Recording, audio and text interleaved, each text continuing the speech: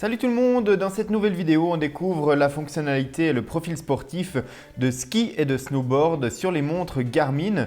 Donc sur les montres, typiquement ici c'est la Fenix 5 Plus, on va retrouver un profil de ski qu'on peut utiliser aussi indifféremment pour le snowboard qui va contenir des écrans de données et un mode d'enregistrement spécifique pour le ski. Ici on découvre cet écran par exemple de descente actuelle sur le ski et puis sur cet écran on va découvrir les données suivantes.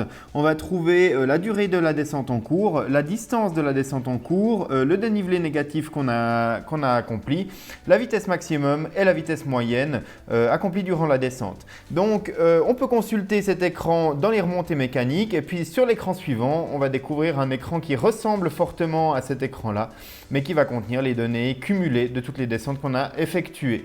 Donc au niveau de la configuration du profil sportif, on trouve ces deux pages spécifiques qu'on ne va pas pouvoir changer, mais par contre on peut facilement rajouter des champs de données et puis là on aura le choix parmi toutes les dispositions dont on dispose habituellement dans les profils sportifs de Garmin, donc entre 1 et 4 champs de données par page. Et puis ces champs de données en question, on peut les sélectionner dans toute une liste: chronomètre, distance, allure ou vitesse, fréquence cardiaque, les champs liés à la température, l'altitude, le compas, la navigation, l'oxygène musculaire, d'autres champs, enfin bref. On a le choix parmi tous les champs de données de la Garmin.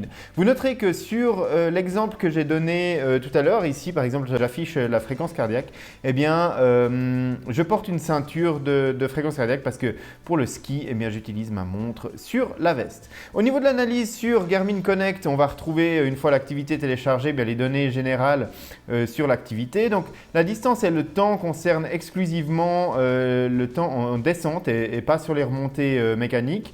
La montre va faire une dissociation, même si la trace GPS contient effectivement les traces GPS des montées mécaniques et puis de la descente sur la piste. Donc là on voit clairement la différence. Le temps cumulé ne sera pas compté sur les remontées mécaniques. En dessous on va retrouver les différents graphiques. On va prendre par exemple ici le graphique de l'altitude, donc on voit très bien les phases de remontée et de descente, et puis ce grand plat au milieu correspond à ma pause déjeuner. Les autres graphiques dessous relatent les données de vitesse, et ici on voit de fréquence cardiaque.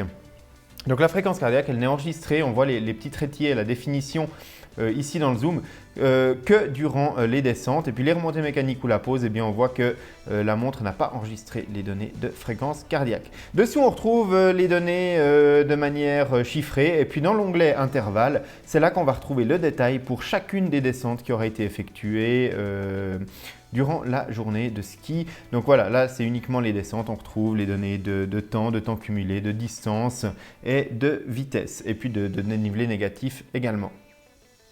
Donc voilà ce qu'on pouvait dire sur le profil sportif ski ou snowboard de la Garmin Fenix 5 Plus.